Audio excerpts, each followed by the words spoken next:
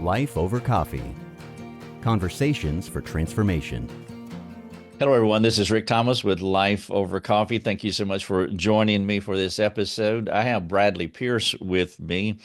Bradley and I just met, and he's very much involved in the pro-life movement. And I wanted to interview him because obviously this is right where we are living in our culture today. This is where we are living as Christians and have been for multiple generations now. And so I wanted to introduce him to you all. I want you to hear his heart, what he's doing. And I think what you're going to find out is that there is a lot of hope and help. There are people actively working on behalf of the preborn, but also many who go through or contemplating these issues, parents and so forth. And so he is doing a good work. And again, I want to introduce him to you. And so we're just going to talk for a few minutes about all things pro-life. I also have some links in the show notes. And so there will be a lot of information. And so you can go to this episode at lifeovercoffee.com so that you can watch some of the videos that I'm going to provide from his ministry and some other information.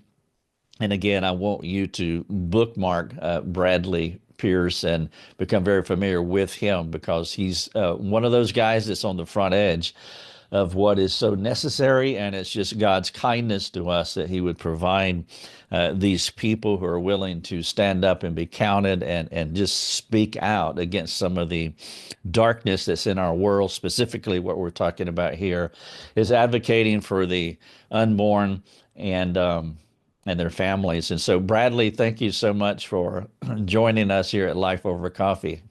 Thank you, Rick. It's great to be with you. All right. So, where are you? Where are you from? I'm in Texas, and I'm originally from the Houston area, but now I live a little bit north of Austin in Central Texas.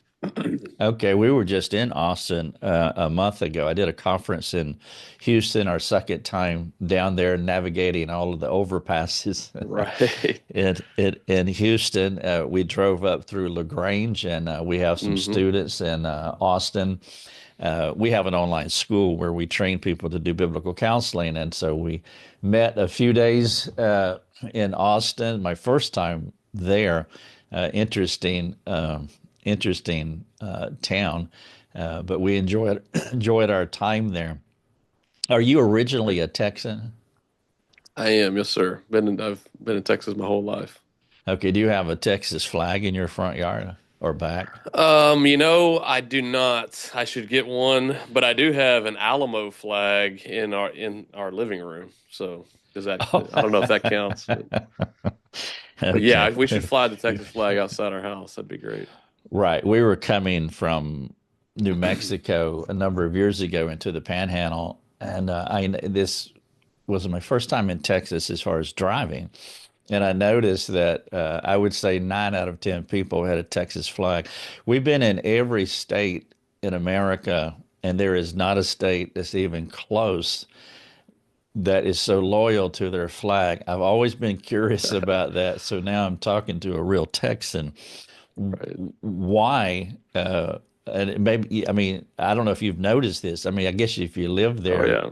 oh, you do notice it. Why are you?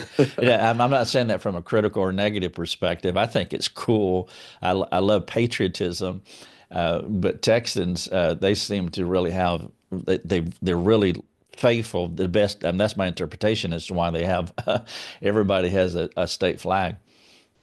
Yeah, I mean, again, there are exceptions, of course, but generally we love our state and proud of our state, and hopefully in the best way. I wish everybody was, as state loyal as Texans are. Kind of the way that I look at it, everybody talks about America first or American first. I'm a Texas first guy, and then America second. When it comes to, at least when it comes to, Christ first, right? Of course, but when it comes to political or patriotic loyalties, it's definitely Texas first for me.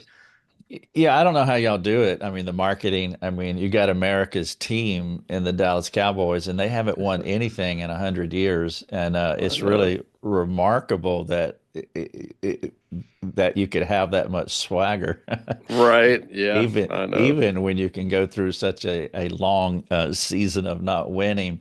My friends in Alaska, they love Texas. What they tell me, have told me many times, the thing that I love about Texas the most is that you can take it and it fits really nice right inside of Alaska.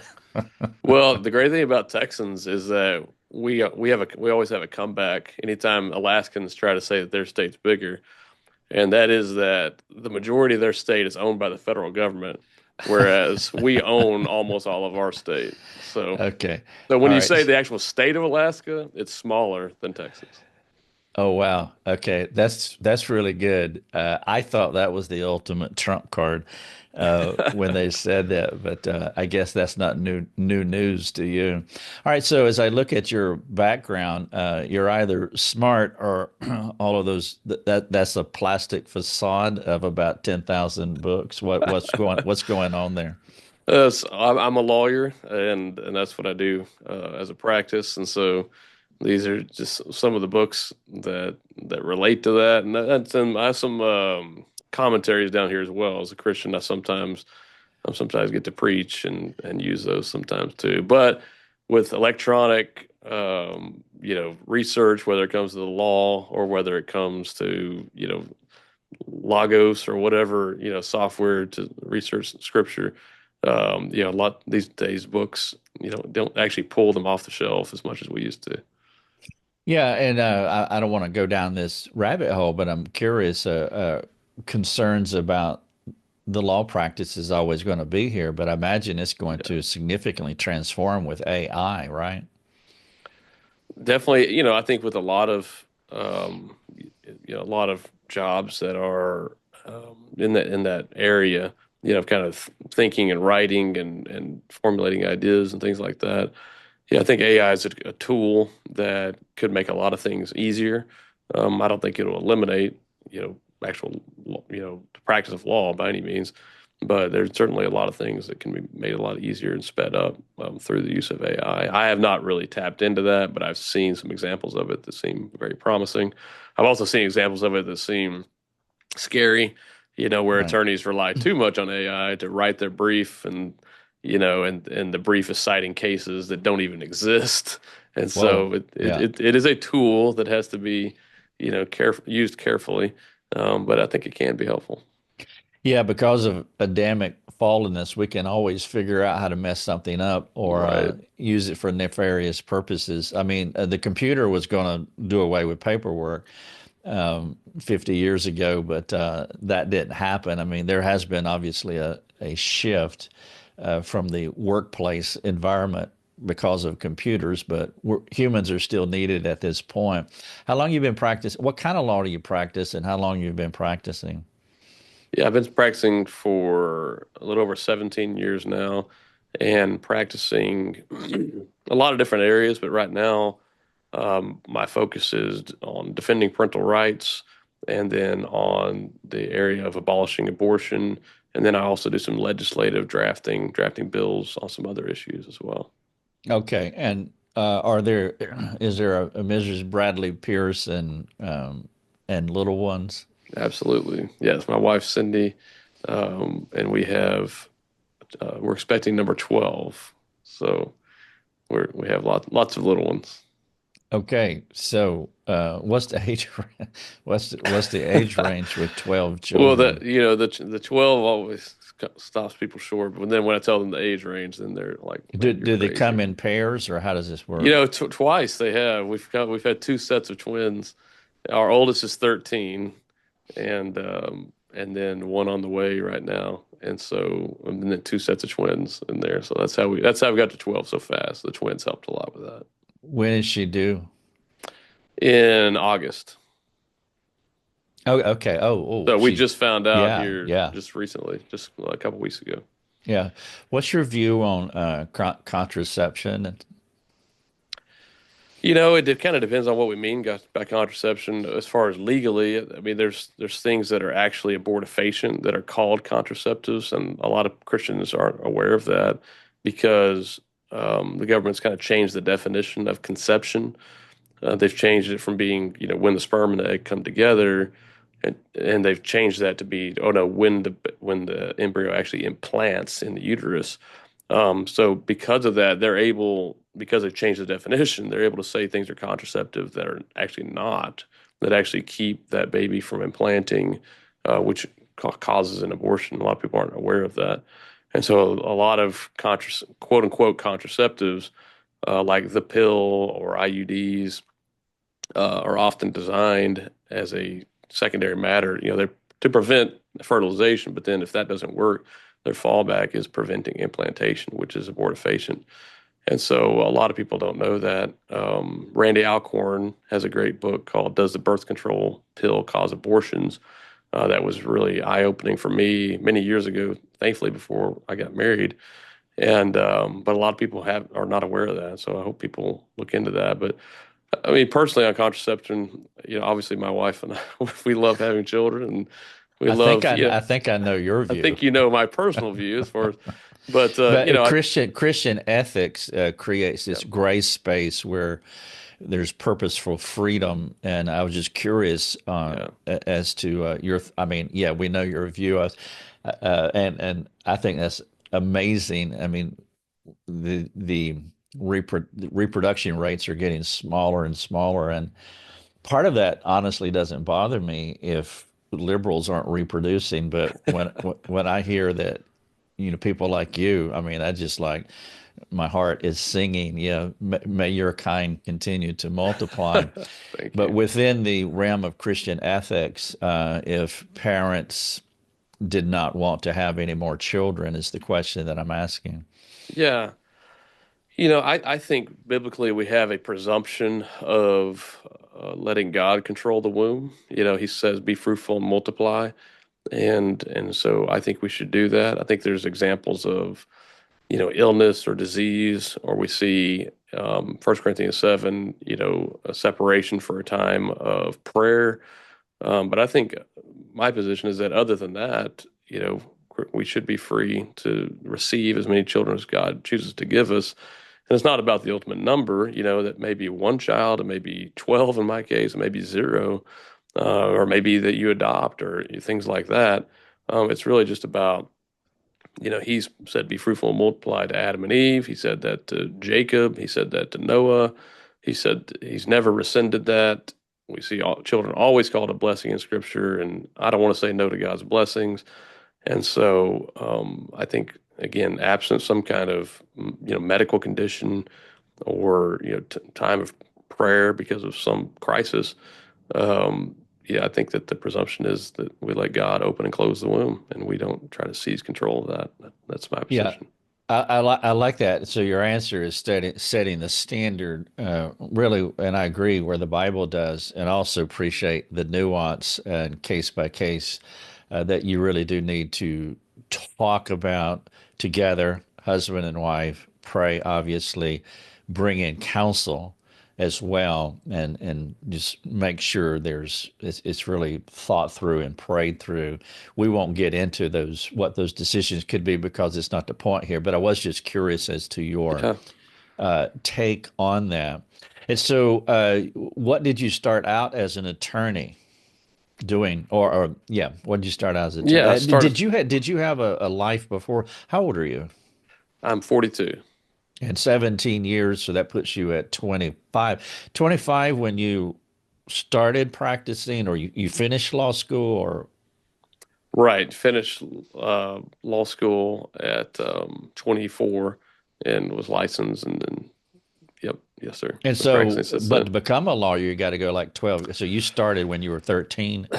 Well, I started college when I was 17 and then went to college and then 3 years, 4 years of college and 3 years of law school. So 7 years altogether. And then been practicing since then.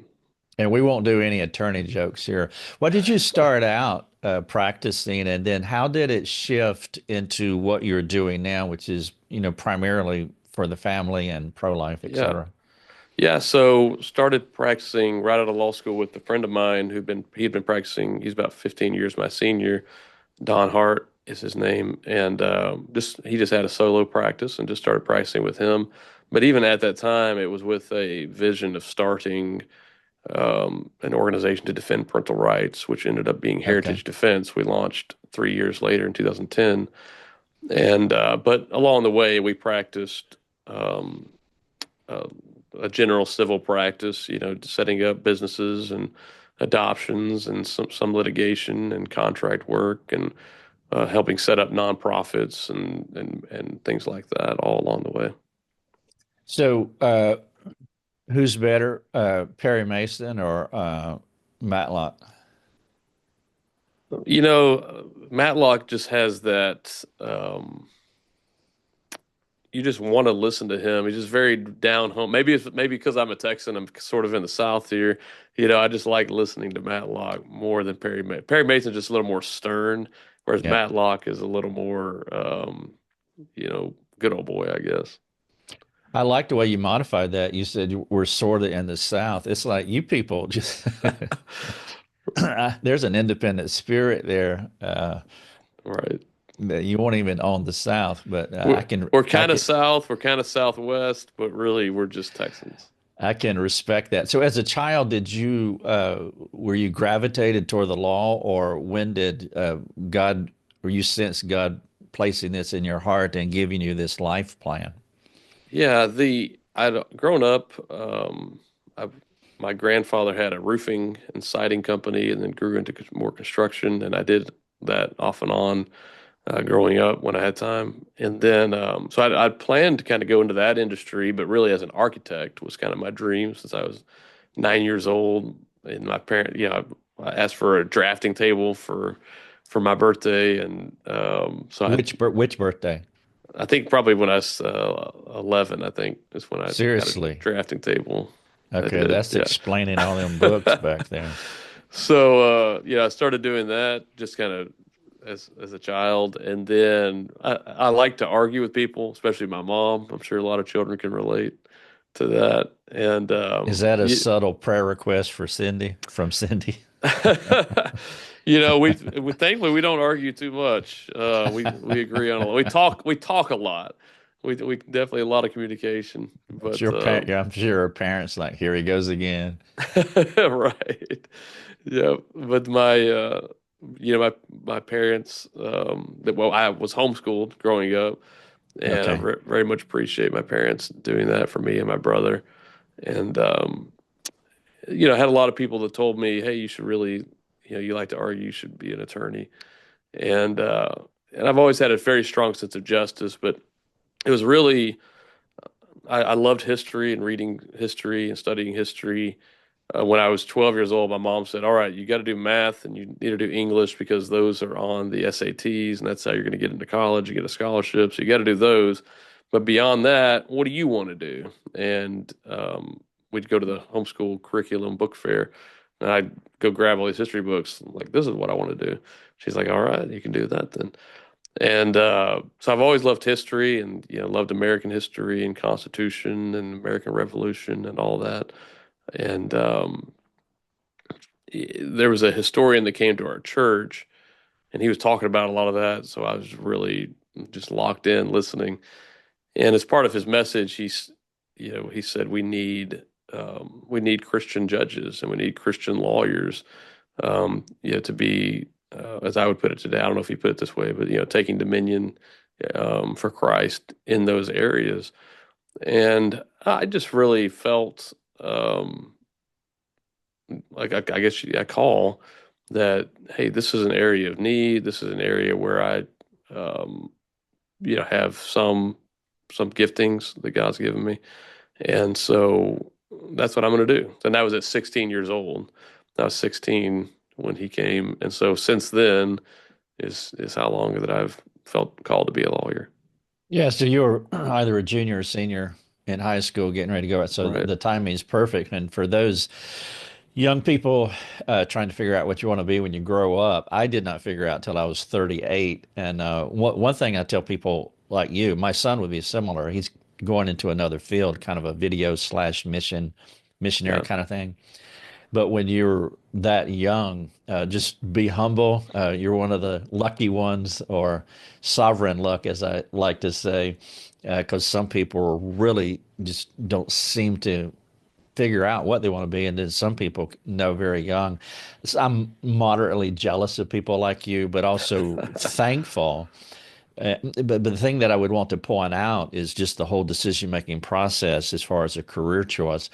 There's five big events in our life. We're born again, we marry, we have children, and we die. And so these are the big five highlights in our life. Most everything else is mundane, but one of those is implied in that is the career that you make. And so you had a natural inkling towards something. You had enough of self-awareness to know what it is. And I'm talking about architecture, which is kind of adjacent to the law because there's an analysis, there's detail, there's just a way of processing things. And then a slight shift, somebody comes along and says, hey, man, you ought to consider law the way you like to argue all the time. And then you like history, then you're providentially collecting data with someone that comes to your church meeting and says that. And so there's things there that I hope that people would pick up on as far as decision making. I would consider you one of the lucky ones, not just finding out early, but I'm going to assume that you're getting paid for something that you love. Now that's a rarity, Right. and I'm in the same boat, and I do recognize it. I'm never going to retire. If somebody were to ask me, um, you know, if you were to retire, what would you do? I would do what I'm doing now, and so there's no Right. point in retiring. And I know that I know that it's a huge blessing from God, and it appears that you're in that boat as well, and so you're actually providing for your family by doing something that God has placed on your heart. Now, when did this refinement come to what you're calling parental rights and what you're doing now? Because I assume that's not exactly what you were doing at 25. Yeah, so we started Heritage Defense in 2000. We start when I started practicing in 2007. One of the areas that we were practicing in was defending families here in Texas who were falsely accused of child abuse or child neglect, which Okay. sadly is the rule rather than the exception. No presumption of innocence. Right. In fact, you would presume if someone's being investigated by Child Protective Services, you can presume the opposite. By their own data, over 90% of reports that come into CPS are unfounded. Over 83% of their investigations are unfounded. Wow. This is why today studies show that over 37% of children in America will be part of a CPS investigation by the time they turn 18. And there's a whole lot of innocent families that are going through this. So, we just had a heart for that and felt for that. And a lot of that, I guess part of the heart for that, maybe not from any personal experiences in my life. Thankfully, my family never had to go through that. But, I think just being a homeschooler, the homeschool community, whenever I was, my parents first started homeschooling, it was considered illegal here in Texas. And homeschoolers throughout the country have encountered issues with Child Protective Services just for being homeschooling, just for Right. deciding, I'm going to take my children out of this environment and bring them home, which most families, who are doing it would say that's the opposite of abuse. But it's viewed with some suspicion by a lot of social services. And so maybe it's, from that background, maybe that's why I sympathize with families who are being falsely accused. And again, I think it does come back to, and I think the parental rights and the abolish abortion, maybe one reason why I feel passionate about these things. Again, it's not because any particular personal stories on my side, but really just a strong sense of justice. I hate seeing people falsely accused. And we see that with a lot of parental rights, families being falsely accused. And then we have, when it comes to protecting preborn children, um, it's not that they're being falsely accused, but they are being falsely, they're being wrongfully murdered, Right. and there's no justice there. And so that's an area I think that may be the common denominator that gets me passionate about both those subjects. Well, and there is a subtle accusation there. You don't you're of no value. We Mm, don't value most definitely. The uh, one final question, and I really want to get into what we're here for, but there needs to be, and maybe there is more than I'm aware of, but a collegial interaction between the legal community and the biblical counseling community. Are you yeah. because of where we're living today? Well, we've been in a litigious culture for many decades, but it's more intrusive in ways that in the biblical counseling world that we have not experienced before. I mean, this idea Right. of censoring and self-censoring is really new. I mean, it's been around obviously forever. They tried to censor Jesus, but since the pandemic, I mean, the pandemic is just like a turning point in a whole lot of ways. Right. But now we're more aware, and of course, there's more aggression that's happening toward the Christian community, and just having legal representation in relationships are important. I think at some point it'd be nice to get a list of attorneys, and I would like to introduce you actually to Dale Johnson with ACBC, and they would know more about these relationships than I would, but it's something that I just want to say it out loud now because as Christian counselors, biblical counselors, is something that we unfortunately have to be aware of. What is this heritage? What did you call it, and what is it? Yeah, Heritage Defense. So, uh, national organization, nonprofit, defending parental rights of Christian homeschooling families. And not to be confused, a lot of people are familiar Right, with Homeschool Legal Defense Association, right. HSLDA. They do a great job of defending the right to homeschool, and a lot of our members are also members of HSLDA to have that right protected, and to make sure they're being compliant with homeschool laws and things like that. So we kind of pick up where they leave off. Social worker comes to your door for homeschooling, you call them. If they're there for some other reason, that's where we come in. So, Oh, okay. any other reason why a social worker's knocking at the door, that's where we come in. We provide then representation, not just at the door, but court and any meetings and all that. As far as it goes, that's where we provide representation to families. Did you see a flattening out? Homeschool became very popular in 2020, even in the non-Christian world. And so, has that been it seemed like it was a plus to us then. Has that had a residual effect as far as the homeschool movement? Are people more accommodating to it than say they were pre-pandemic? Yeah, I would say so. We saw when the pandemic happened, yeah, and then everyone's a homeschooler basically.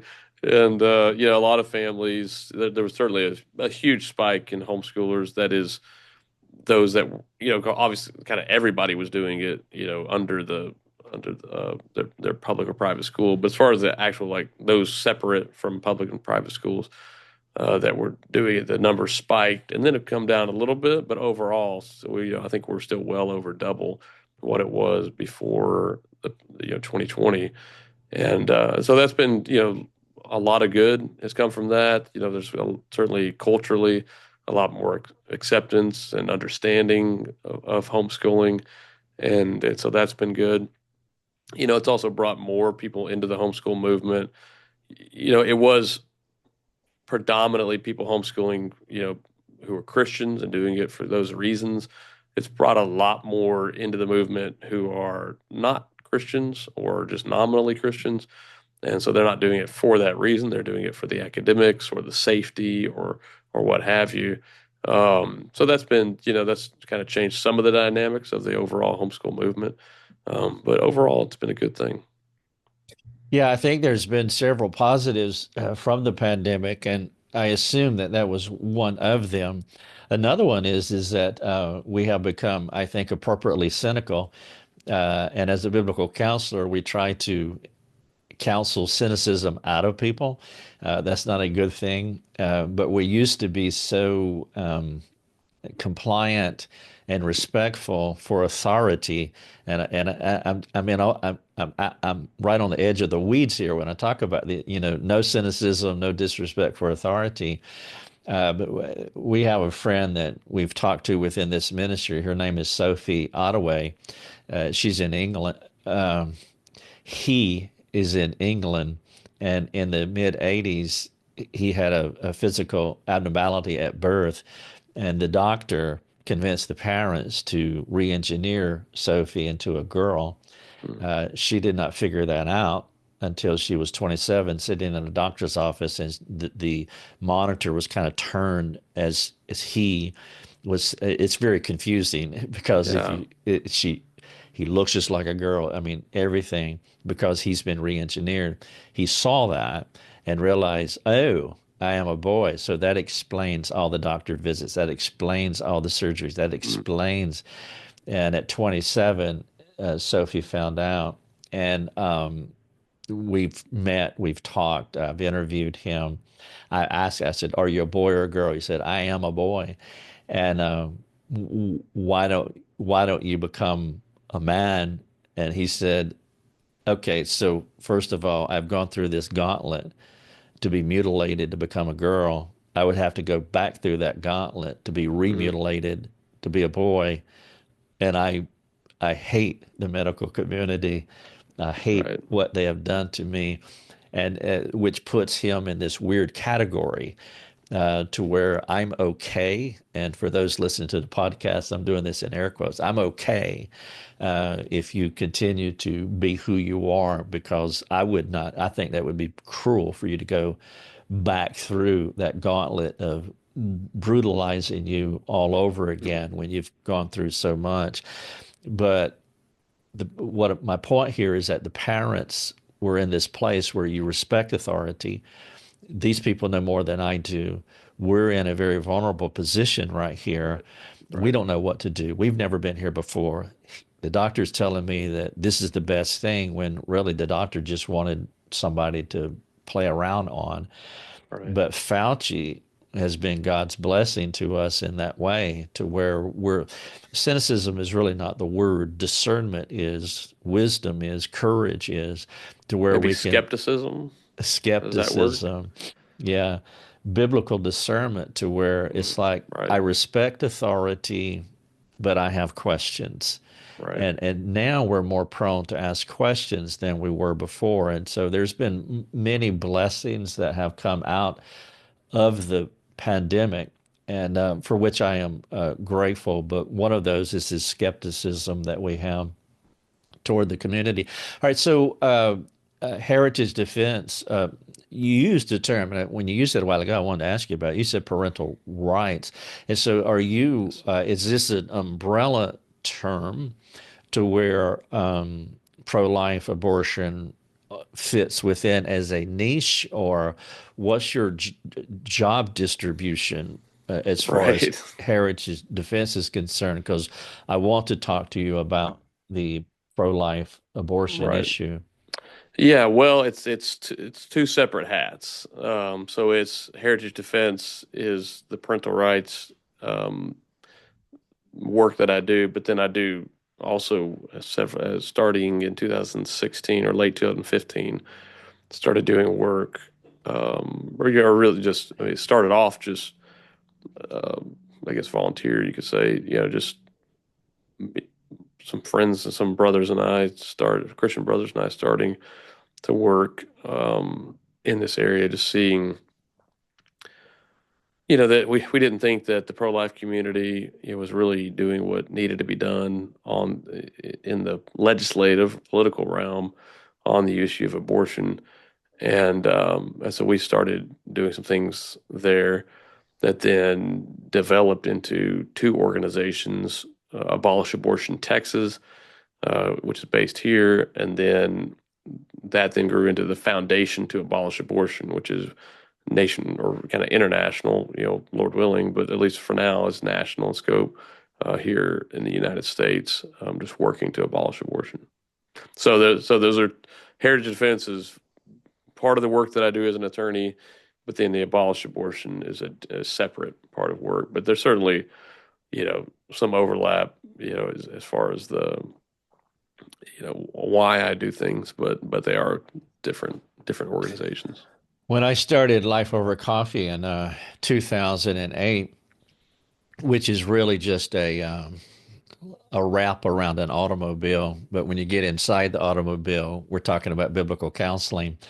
I Yeah. like to call it Life Over Coffee because it's disarming. If I tell Christians you can be a biblical counselor, they say I can't do that. So you can do Life Over Coffee with someone, can't you? And so that's kind of we put a wrap around Which I biblical forgot to bring counseling. my coffee. So is that okay? Yeah, Am I that's disqualified? no, no, that's okay. I will set you up though. We'll get you some. If you're going to drink coffee, you need to drink it with the proper merch. The Oh, by the way, I do. I'm going to be in Dallas in October 2025. We're doing this interview at the tail end of December 2024. It'd be cool if we can meet. ACBC is going to have their conference in Dallas. Okay. Yeah. Yeah, and so I don't know. You might want to put that on the calendar. It'd be the first Monday, Tuesday, Wednesday of October. They do an annual conference the first Monday, Tuesday, Wednesday of October, and it's going to be in Dallas. I think Southwestern Seminary, and so it's not too far from where you are. Uh, and I know you Texans, it wouldn't matter because it doesn't matter where you go in Texas. You got to go a long way to get there. Right. Yeah. Wherever it is. But if there's a way we can connect, like real face to Yeah. face, that'd probably be a good time to do another interview, maybe. I'd I don't love want to that. presume on your time, but the other I'll reason, take a look at it. yeah, the other reason is that I think there's some connections that need to be made. Going back to what I was saying earlier, that the Yeah. counseling community, we're both counselors, you legally and Right. us psychologically, and we need to have this working relationship. But when I started Life Over Coffee in 2008, I was going to counsel until I dropped dead. But what happened is I was counseling, and then people started asking, well, how do you do that? And can you train? And do you have a school? And in the business world, the answer is always yes, and we'll figure it out later. And so Right. then eventually the leadership development was outpacing the biblical counseling. And so I had two full-time jobs. And so I had to drop one, so I dropped counseling. And this is what we've been doing since 2015. I stopped counseling in a more formalized day-to-day basis. So my question is, will legal defense, I mean, what do you see on this pro-life thing that's come out of legal defense? Will it like take over at some point, or do you see that, or you be able to wear both of those hats for a long time? Yeah. For now, wearing both hats. I don't know, if at some point one may overtake the other. I mean, for right now, the heritage defense is a little bit more of my time, but or it may be that at some point, um, both of them come under the same umbrella. I don't know. But for now, they're two different hats that I enjoy doing. Did pro-life was that a burden that you had? I know as Christians we do, but for you, you're an overachiever. I mean, look at the books behind you. The so was that always there? As an 11-year-old kid pondering becoming an architect, or was there a triggering point for you that I'm really going to dial in on this, and this is important, and I'm going to give space and time and money to it? It was.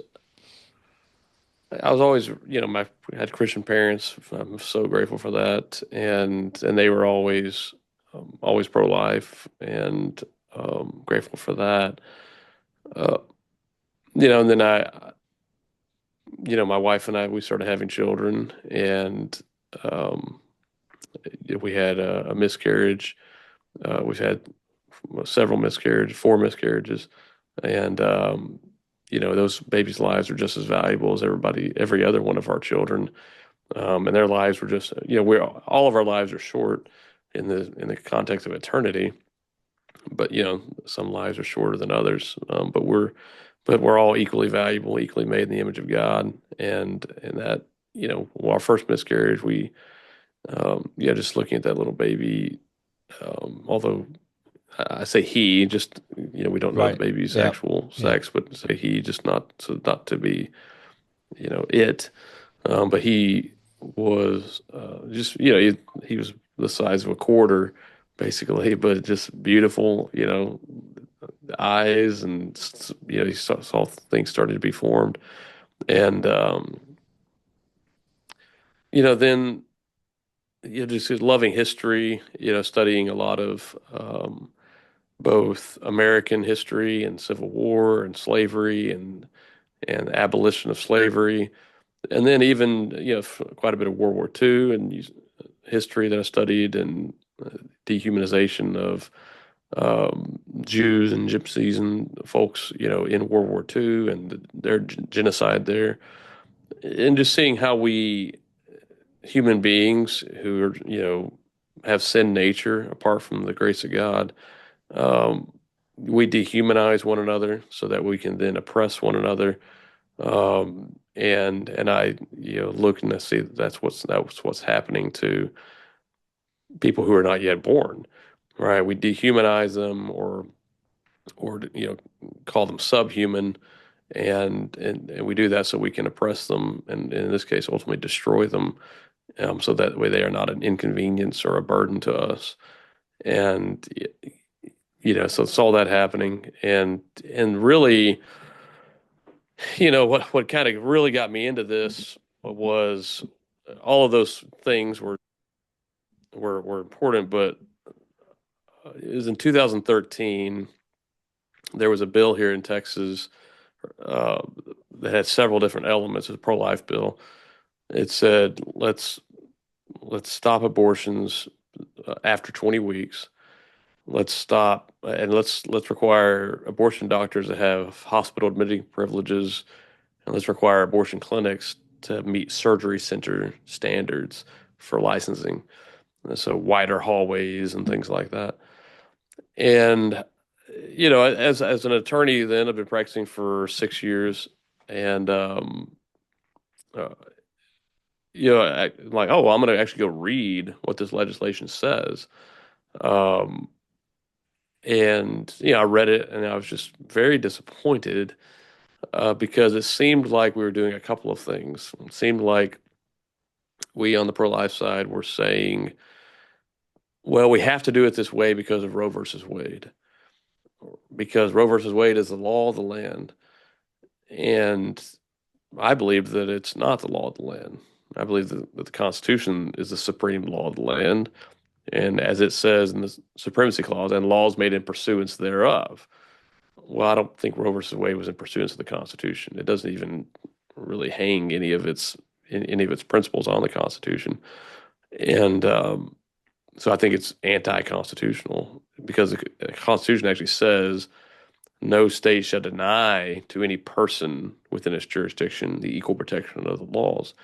So I believe that the Constitution is not just neutral. The Constitution requires states to provide equal protection. And so, anyways, when I saw this legislation in 2013, it was just, yeah, I had a lot of friends that were going down to the Capitol and, like, rallying in support of it. But it just felt like we were compromising on that issue. It seemed like we were bowing down to Roe versus Wade, and making it seem legitimizing it. And then secondly, we were not treating people in the womb like born people, right? We already have laws against murdering people. We have laws against homicide, but those laws do not apply to people who are not yet born. In fact, interestingly, in Texas and in a number of states, in Texas, we actually have a definition of person. In Texas, it says a person is an individual and business and different things like that. And then an individual means a human being, and then it says from the moment of fertilization. So we already have personhood here in Texas, and we have had that since 2003. And but then the law then says And what is murder? It's intentionally or intentionally or knowingly causing the death of an individual. So okay, well, murdering someone, causing the death of someone in the womb, that's murder. But then the pro-life groups and the pro-life politicians that are written in then says this chapter against homicide does not apply to an unborn child if the conduct is committed by the mother or an abortion doctor or someone prescribing abortion medication or an IVF doctor, who may be destroying embryos. So we've just explicitly we've defined them as persons, and then we say, and you can murder them. That's literally what we did in our law, and that's the first time I had seen that, and that was a big, big turning point for me. When is a human a human? I believe that a human is a human at fertilization. That is when the sperm and the egg come together. Certainly scientifically, we see that's when there's new DNA. The DNA from mom and dad joined together. You have new, unique DNA that's unique from mom and unique from dad. And that's when you then have self-replication of cells happening on their own. You have, as long as you provide that, baby, not to use circular reasoning, but as long as you provide that baby with all the things that all human beings need, which is oxygen, nutrients, and a safe place, then that baby will grow and develop on their own. And so that's when life begins. And I think even biblically, we see that. We see God. I could go way off into lots of biblical reasons. I've done that in a talk or two. But we see God talking about, talking to Samson's mother and saying that, don't drink any wine um, while you're pregnant, because your son, it will be a Nazarite from the womb, right? Samson will be a Nazarite from the womb. And then we see also, and again, God uses the same terms. Like in the New Testament, we see the baby John in his mother's womb, John the Baptist. The Greek term for him, brephos or brephos. And then we see the babe lying in a manger, Jesus, brephos, or Jesus, let the little children come to me, brephos. The same terminology used for born and children before they're born, both in the Old and in the New Testament. And again, I could go on and on. I think Scripture is so abundantly clear, and even not just that it begins like at implantation or in the womb, but at fertilization, because even the most common, I believe it's the most common term used for children in Scripture, and that's translated into into English. Seed is the word seed. And when does a seed become a seed? We'll go study go study seeds, and you'll see that the exact same terminology is actually used of sperm and egg and all of this.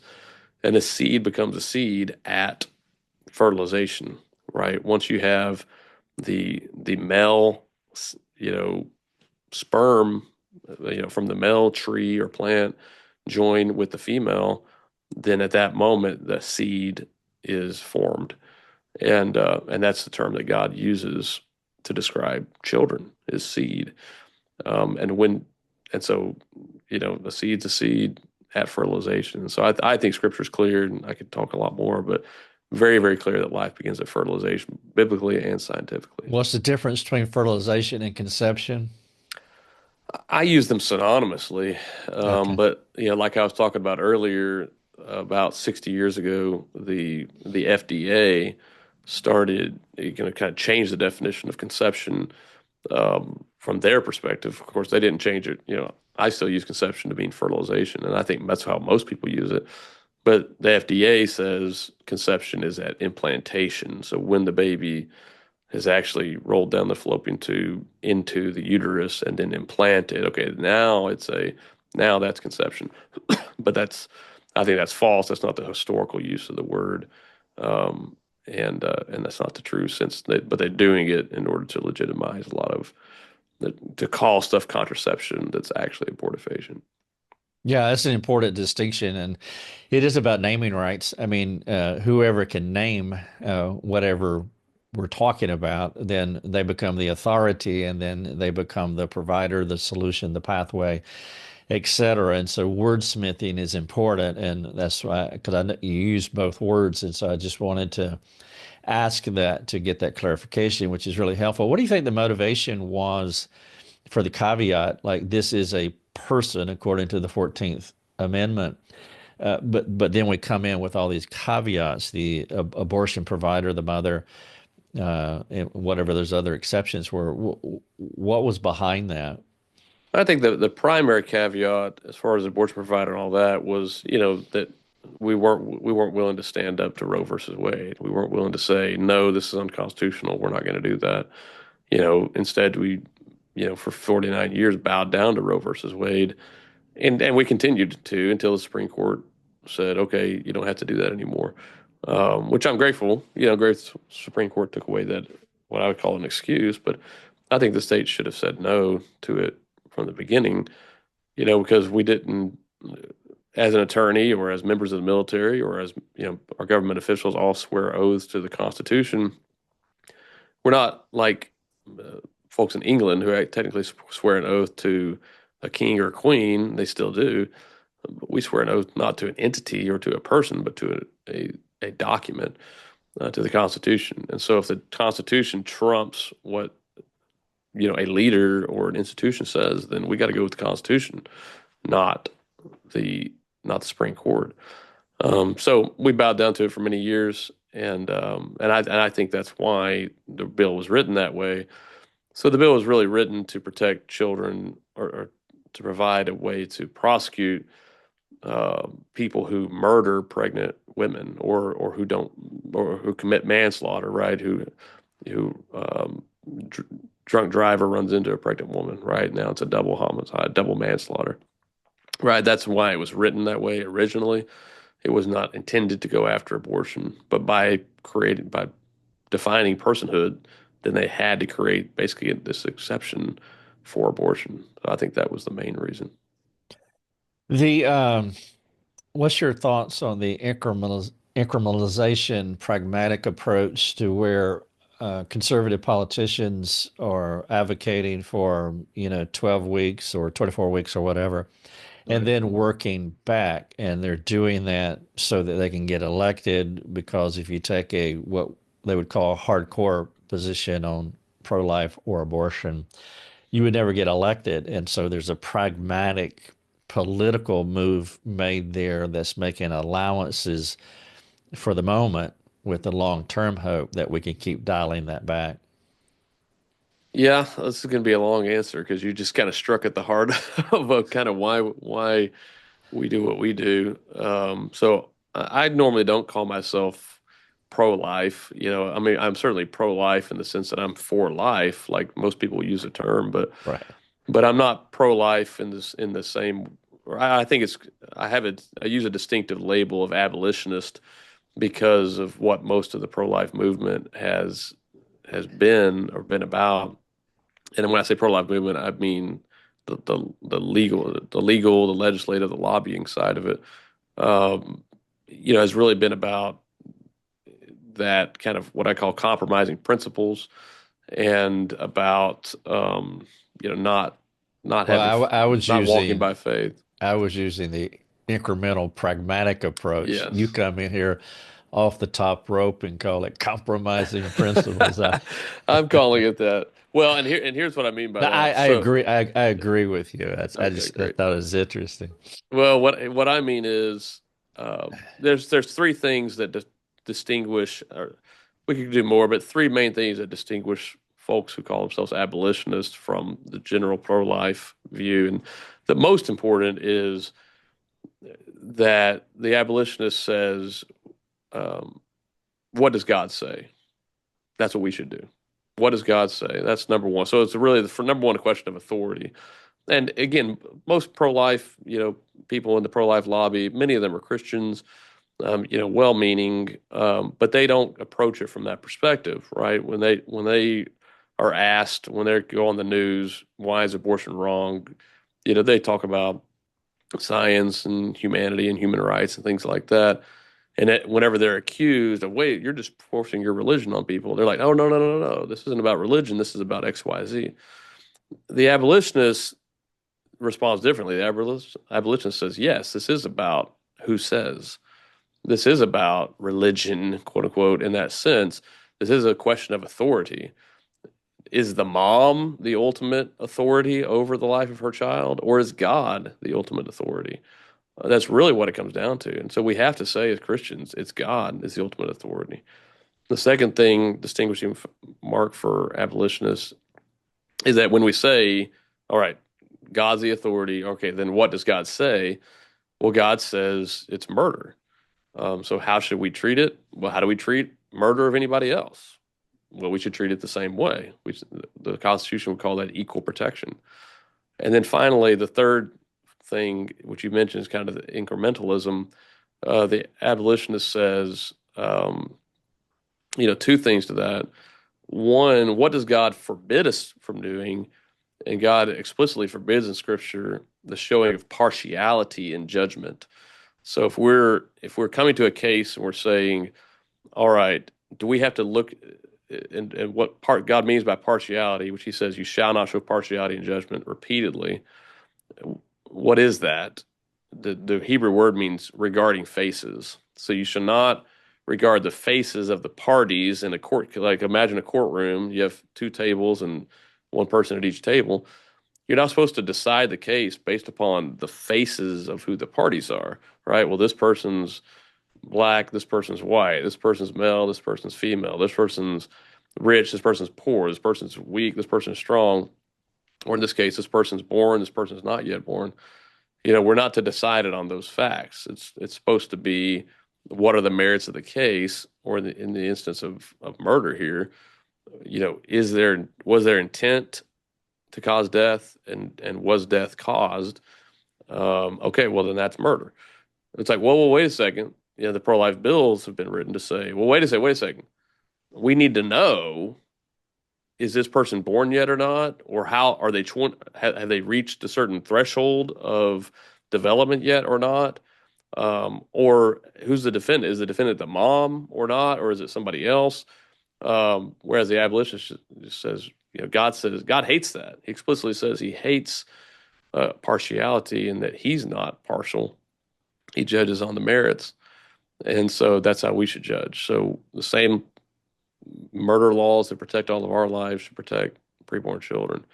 And then finally, then what does God actually command?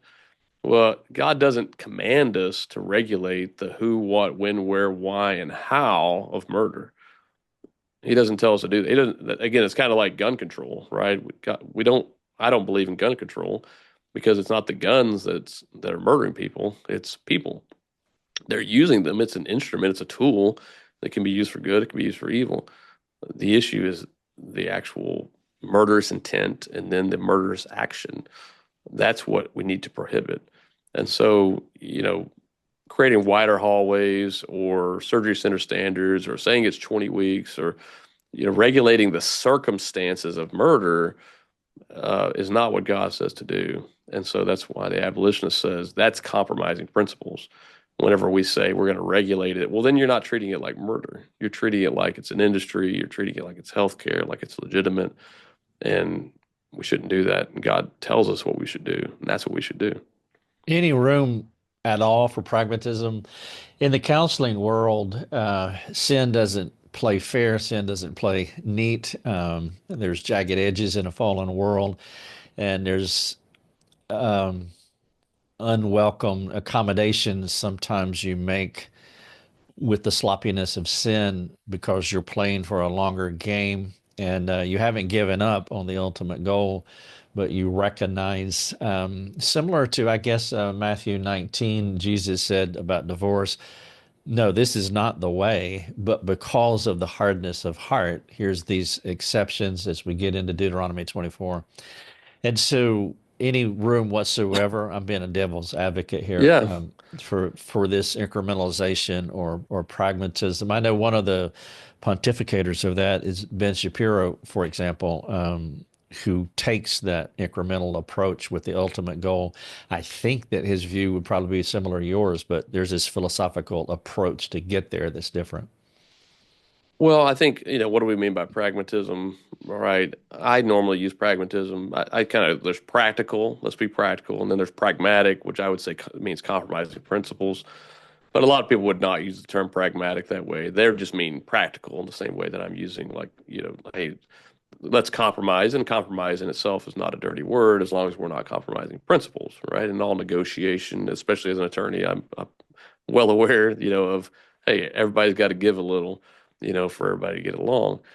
So I'm not for right, righteous pragmatism, if you will, being practical, or righteous compromise, everybody giving some, as far as but it's really when we compromise principles. Or once we do something that God says not to do, or whenever we're refuse to do what he tells us to do, that's when we enter the area of sin. And although there's like on the issue of marriage that you mentioned, that's a very different thing. Jesus says, yeah, I allowed it because of the hardness of their hearts, but from the beginning it wasn't so. God hates it. He says that is a very different issue. It's not even really a civil issue. It's not really a government issue. That is a man choosing to divorce his wife, and he gives her a certificate. It doesn't even involve the government. There's not penalties for divorcing your wife. That God explicitly says, here's what you should do. So it's very much apples and oranges. Where when it comes to the issue of murder, which is within the realm of the government, and God explicitly says exactly what to do for it. It's kind of like adultery. As a counselor, would you advise someone, well, just regulate the who, what, when, where, why, and how of adultery? You can still commit it, just don't do it during these times, or with this age, or this, or this, or this, or make sure you do it in these places, or right. You would say absolutely not. You have to say, no, that is a sin. Cut that off. And in this case, it's not just, a sin. It's a crime, right? That God he elevates it to not just be a sin, but to be a sin worthy of civil judgment. And so, in fact, the very first duty of government God gives in Genesis 9, whoever sheds a man's blood, by man shall his blood be shed. He institutes government. The very first duty is providing justice for murder. And so when the government refuses to do that, or whenever, pro-life legislators refuse to do that, then they're denying their most fundamental function, and they are bearing the sword in vain, as Romans 13 would say. Yeah, that's really good. I like the comparison between adultery. That speaks to my counseling heart. And sometimes you feel like you're negotiating repentance with people. If you just stop a little bit of this, I'll go easy on you over here. And there are some things that are clear. Just two final questions. Who would like Lila Rose or Seth Gruber with the White Rose Resistance? Who are some people, or a couple of people that folks should follow, who has a clear vision for the things that you're articulating? Well, I think the folks over at Rescue Those, of course, we'd love to follow our organization, but folks over at Rescue Those. Follow your organization. What are we following? Heritage Defense? The Foundation to Abolish Abortion. That'd be Okay. the main one. Yes, sir. And if you would in fact, send me some links of a couple others, absolutely. because I want to put Yes, all sir. of those. So is Lila and, like, say, Seth, are they popularizers but don't exactly hold your position here? I'm not exactly sure. I think that they agree with the equal protection position, but even that, I'm not sure to what extent they agree with it. So I'm not saying they disagree. I just don't. I haven't talked to them personally to know exactly where they are on that. but they're not abolitionists in the sense of, all the senses in which I'm discussing it here. But some folks that rescue those, Brett Baggett, Dusty Devers, who's now a senator in Oklahoma as well, and some others. Yeah, I'll send you over some links that you can include. That'd be great. Yeah, and I don't mean critically against either one of them. I know they're in this space, and Right. I want them to keep doing what they're doing. But I'm trying to gain clarity. All biblical counselors are not created equal, and without being unkind, I do appreciate what people are doing when they're directionally moving in a good direction. But there's also specificity that honestly in our world, I'm pretty anal about the sufficiency of Scripture, and our world it's wide. There's a lot of threads, but there's a very narrow berth going down the center that I'm more inclined and appreciate more. Right. One final question. This is really quick. Where were your babies born? In a hospital or They were all born in a hospital. So we actually okay. we wanted you know we looked into home birth, and we even had a midwife for the first couple first three pregnancies, but we ended up having to so we were wanting to do a home birth, but we ended up having to transfer to the hospital because my wife or the water broke and then wouldn't go into labor, and so we needed to go to prevent infection. And so, but then after after the third pregnancy was twins, and when we found out it was twins at 20 weeks, halfway through, went in for the ultrasound. They're like, "Oh, you're having two babies," because we were with a midwife before then, and we're like, "Well, we're having two. Let's go to the hospital for these." And then all the ones since then. So they've all ultimately been in a hospital. That we did want to do the home birth thing, but it just never worked out.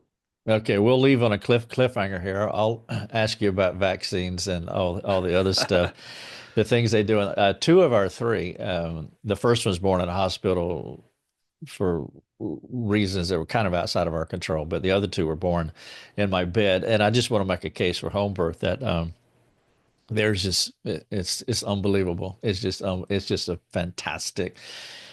It's so colonial age. I, Yeah. we absolutely love it. All right, so this is Bradley Pierce, Heritage Defense, and I'm going to have all the links in the show notes. This has been a delightful interview. I want to see if we can make some connections as well. And if you're near or can make it up to Dallas, you can go to the ACBC website and look for the conferencing and schedule, location, all of that. If you can make it, it's fine. If not, but if we can perhaps talk again next year, I'd like to see how things are going. And then I love that. also, I want to continue to merge as much as I can the legal community with the biblical counseling community because regretfully, this is where we are today. Bradley, thank you so much for the interview. Thanks for having me. It's been great. I look forward to talking more. Thanks for joining us. Learn more and get access to other resources at lifeovercoffee.com.